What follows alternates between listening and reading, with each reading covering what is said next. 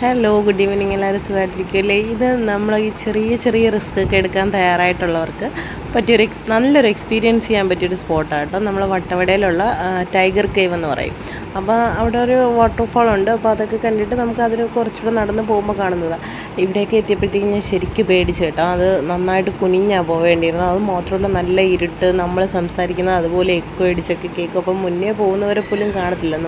ഞാനിത് ഫോണിൽ തന്നെ ഫ്ലാഷ് ഓൺ ആക്കി വയ്ക്കും. അപ്പോൾ ചേട്ടായി ഞാനും പിന്നെ ചേട്ടയുടെ ഫ്രണ്ടും ചേട്ടൻ്റെ മോളും കാശിയും ഉണ്ടായിരുന്നു ഞങ്ങളുടെ കൂടെ. ബാക്കി ചേട്ടൻ്റെ വൈഫ് അവൾ നേരെ നടന്നു വരിക ചെയ്ത്. അവൾ പറഞ്ഞു എനിക്ക് വയ്യ, എനിക്ക് ട്രക്കിങ് വേണ്ട എന്ന് പറഞ്ഞ് അവൾ നേരെ നടന്നു വരിക ചെയ്ത്. അപ്പോൾ ഇവിടെ എത്തിയപ്പോഴത്തേക്ക് ഇത് ആക്ച്വലി ഈ ഒരു 3 പാറകൾ ചേർന്ന് നന്നായി ഇടുങ്ങിയിരിക്കുക.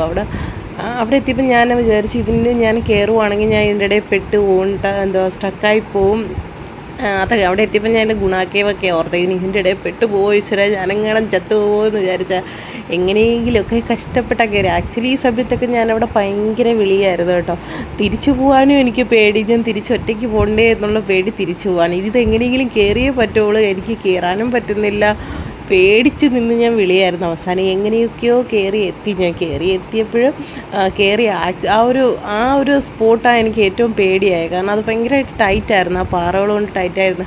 അപ്പം ഞാൻ കഷ്ടപ്പെട്ട് കയറി എത്തുക ചെയ്തത്. അപ്പോഴേ ഈ ചേട്ടനൊക്കെ എന്നെ ഒരുപാട് കളിയാക്കി കേട്ടോ. ഇതെന്തോ നിധിക്കാൻ നീ കയറണ്ടായിരുന്നല്ലോ. കാരണം എൻ്റെ വിളി കേട്ടിട്ട് കാശിയൊക്കെ പേടിച്ചു പോയി. കാശിയാണെങ്കിലും ദൈവമാണെങ്കിലും പേടിച്ചു പോയി. അവർ പറയാം എന്തിനാ നീ ഇങ്ങനെ